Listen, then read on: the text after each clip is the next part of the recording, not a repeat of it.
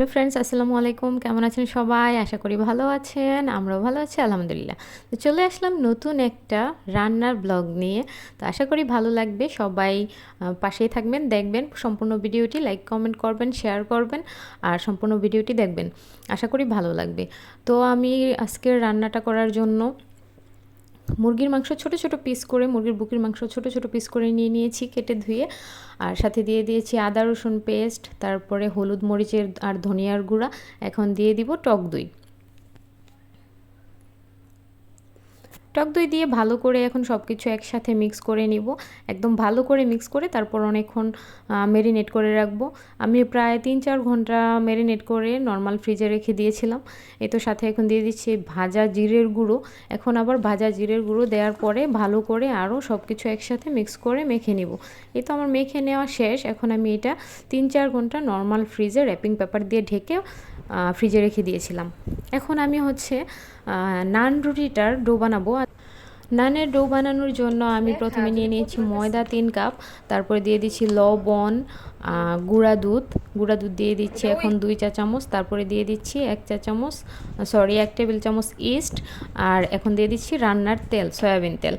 এগুলো সব কিছু একসাথে দিয়ে এখন আমি সব কিছু শুকনো উপকরণগুলো ভালো করে মিক্স করে নিব।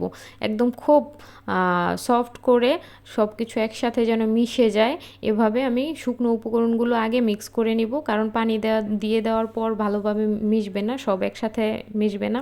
ও আমি সাথে চিনিও দিয়েছি, চিনি, লবণ, ইস্ট আর গুঁড়া দুধ। এখন আমি হালকা কুসুম গরম পানি দিয়ে এটা মিশিয়ে নিব। আর পানিটা আমি বারে বারে দিয়েছি, অল্প অল্প করে দিয়ে নয়তো বেশি নরম হয়ে যাবে। মিক্স করে এই তো র্যাপিং পেপার দিয়ে ঢেকে এখন রেখে দিব। আচ্ছা, আপনাদের তো বলাই হয়নি আজকে আমি কি রান্না করতে যাচ্ছি। আজকে আমি বাসায় গার্লিক বাটার নান বানাবো আর চিকেন চাপ বানাবো। সেই যে আমি ফ্রিজে রেখে দিয়েছিলাম মাংসটা ম্যারিনেট করে, সেটা এখন চুলা জ্বালিয়ে কড়াইয়ে তেল গরম করে মাংসটা ছেড়ে দিয়েছি। এখন আস্তে আস্তে আস্তে আস্তে বারবার ঢেকে আবার নেড়ে চেড়ে, বারবার ঢেকে আবার নেড়ে চেড়ে মাংসটা ভালোভাবে ভাজা ভাজা করে রান্না করে নিব।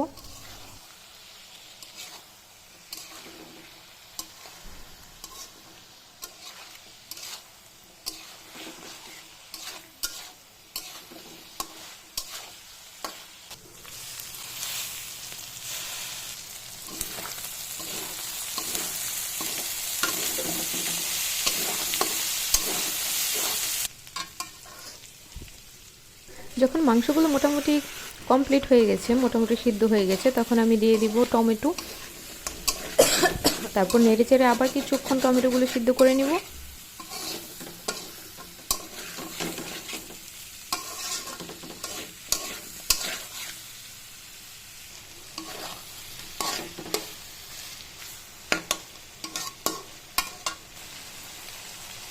এখন আমি টমেটো সস এবং সয়া সস একসাথে মিশিয়ে রেখেছিলাম, সেটা দিয়ে দিচ্ছি মাংসের সাথে।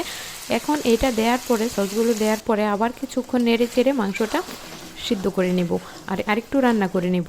এই দেখেন অনেকটা গ্রেভি হয়ে গিয়েছে। এখন আমি এভাবে অল্প কিছুক্ষণ, একদম অল্প আছে রান্না করে নিব।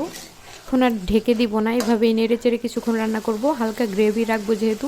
অবশেষে রান্না শেষে আমি উপর দিয়ে একটু ধনেপাতা ছিটিয়ে তারপর চুলাটা বন্ধ করে দিব।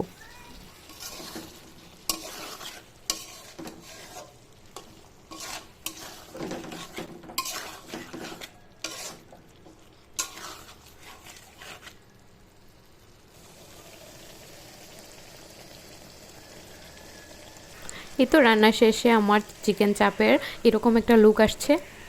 অনেক লোভনীয় হয়েছিল দেখতে আর খেতেও অসাধারণ হয়েছিল মাশাল্লাহ।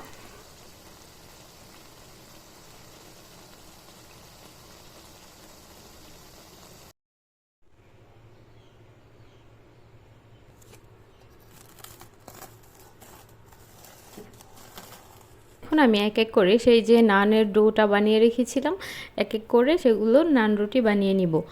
যেহেতু আমার চাপ বানানো শেষ, চাপটা রান্না করা শেষ, এখন আমি এক এক করে নানের রুটিটা বানিয়ে নিব। তো একটা নান রুটি বেলার পরে তারপর আমি উপর দিয়ে কিছু রসুন কুচি ছিটিয়ে দিয়েছি এবং এখন কিছু ধনেপাতা কুচি ছিটিয়ে দিব। আর রসুন কুচিটা দেওয়ার পরে একটু বেলে নিতে হবে, তা না হলে রসুন কুচি ভাজার সময় পড়ে যাবে উঠে। তো রসুন কুচি দেওয়ার পরে একটা বেলা দিয়ে আমি আবার উপরে ধনেপাতা কুচি দিয়ে তারপর আরেকবার বেলে নিব। এভাবে আমি এক এক করে সবগুলো নান রুটি বানিয়ে নিব এবং সাথে সাথেই ভেজে ফেলবো। প্রতিদিনের মতো সবাইকে একটা কথা বলছি আমি নান রুটি বানাতে বানাতে, যারা আমার ভিডিওটি ফেসবুক থেকে দেখছেন তারা আমার পেজটি একটি ফলো দিয়ে দিবেন, আর যারা ইউটিউব থেকে দেখছেন তারা আমার চ্যানেলটি একটি সাবস্ক্রাইব করে দিবেন, আর যারা অলরেডি কাজটি করে ফেলেছেন তাদেরকে অসংখ্য ধন্যবাদ।